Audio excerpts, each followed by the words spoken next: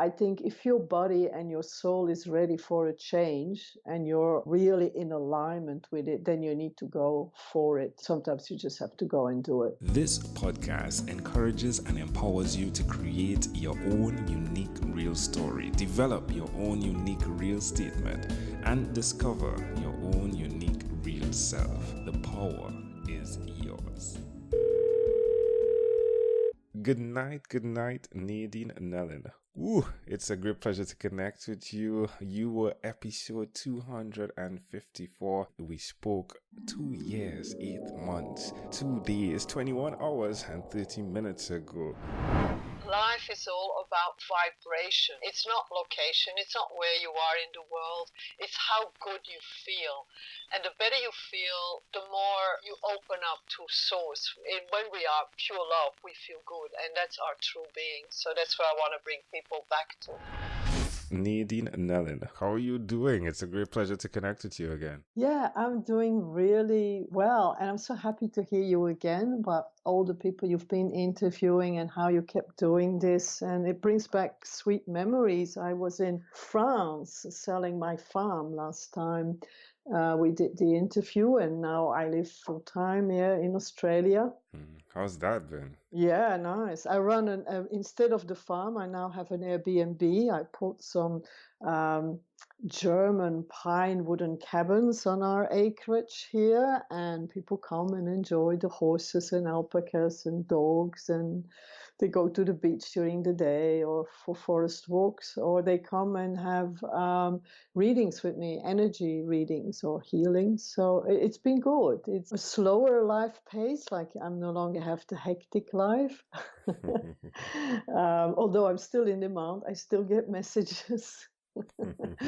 But it's a different type. It's more connected to soul, to nature. And I think the biggest difference is I run now my business all from a heartfelt space. Before I was more doing it with my mind. If you work for years in a corporate environment, you get very mental about these things, you know. So, yeah, I live my life from the heart these days. That's amazing. You made the decision, and it's so refreshing to be able to touch in and have a conversation. It feels like I'm your accountability partner here. You know, have you done what you said you were going to do, you know?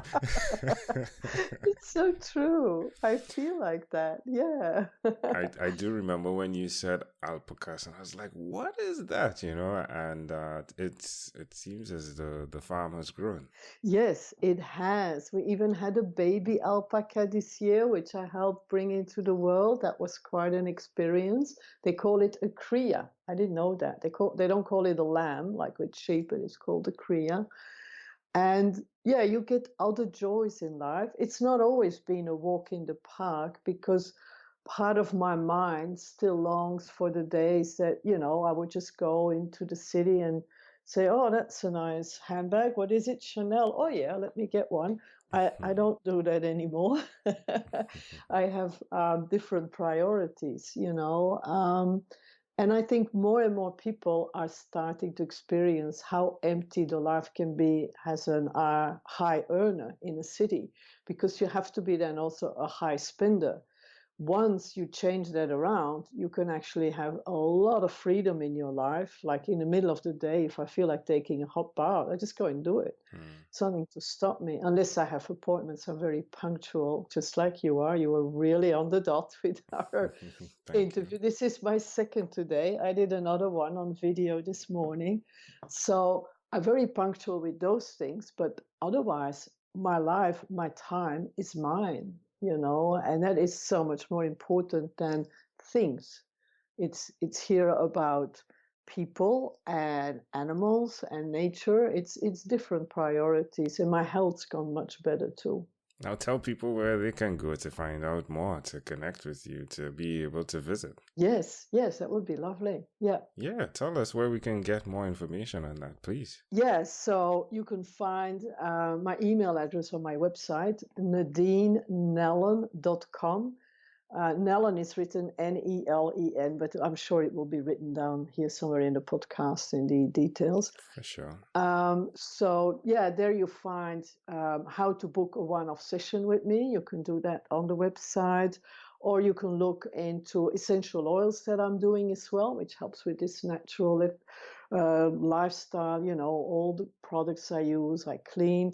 And if you want the Airbnb link, however, you have to email me. Just my email address is on the website, and I'll send you the link to the Airbnb, That's wonderful. of which we've been having 5 stars for the last 12 months. So really happy. I'm definitely coming to visit. You know, at some point in time, I'm going to have this conversation with you face to face, right? Yeah, and then we put it on YouTube.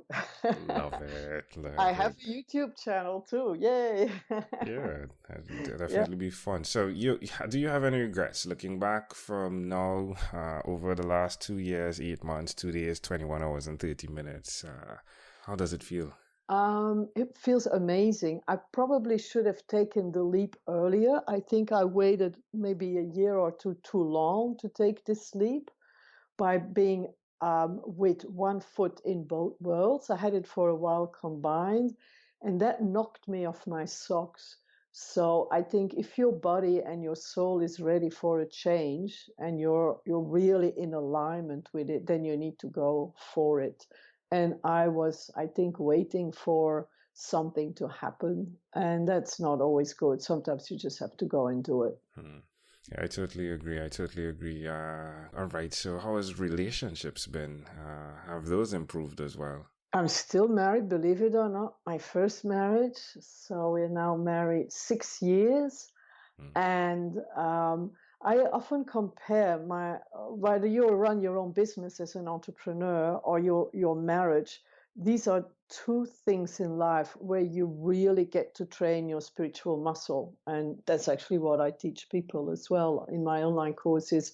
We all have to train our spiritual muscle to get through the difficulties in life. And you only have difficulties with things that are close to you, whether that's a marriage or your own business. If you put a lot of yourself in your business, you will run into your money blocks, into your self-worth blocks, into you name it. It will all come up.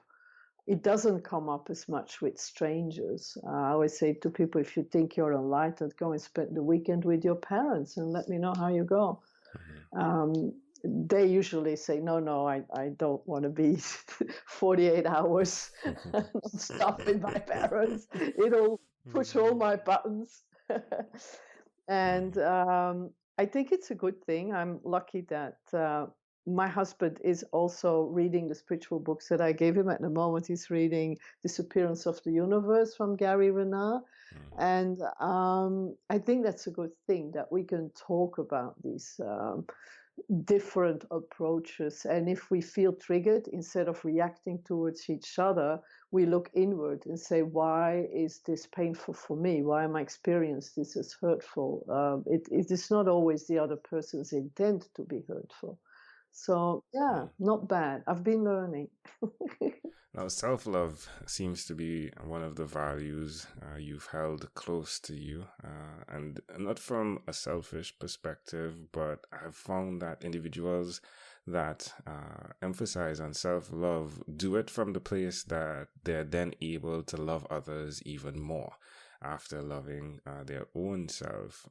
Is this accurate? And if so, how do you keep balanced and how do you measure this daily? So I start my day off, and yes, you're right, what you say, the self-love. It is not the love of the ego self necessarily. What I talk about is more I accept the ego the way it is. That's just how it is. But I tune in the morning in my meditation as soon as I wake up, and that could be as early as 4:30 or 5 o'clock.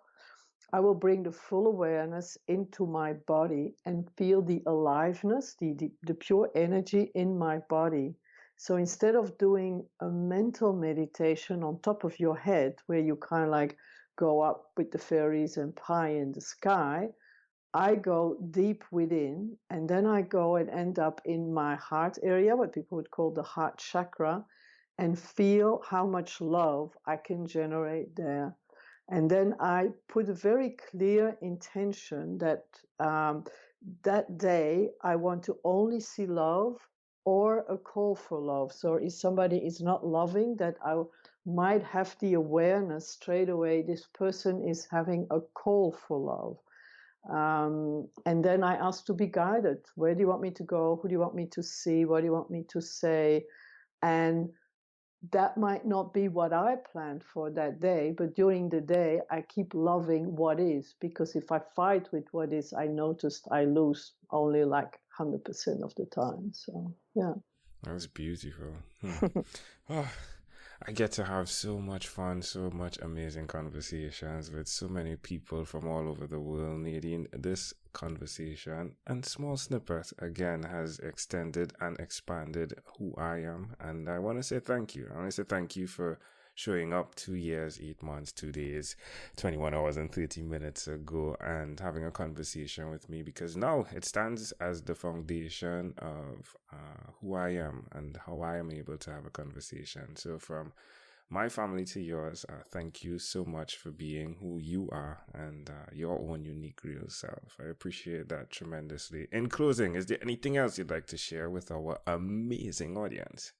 Just that I am so grateful that there is the internet where you can have these experience, how we have had these communications going on and coming back to it. And I hope that there's many more years of that where people will share love online and not do knee reactions and when they get triggered to go like a keyboard warrior, but instead turn inward and say, oh, why does this trigger me? How can I heal myself? How can I become more whole? And eventually that's actually what wholly means, is somebody who is whole and doesn't get triggered when things are said that might not be what they want to hear. So, yeah, and thank you so much for all this work you put in the podcast. I think they're amazing. I appreciate that tremendously. Nadine Nelen, again, thank you for being on What is Inspired by 12-Minute Convos with Angel Jones. This podcast is produced by Pod Edits. Visit podedits.com for professional podcast publishing.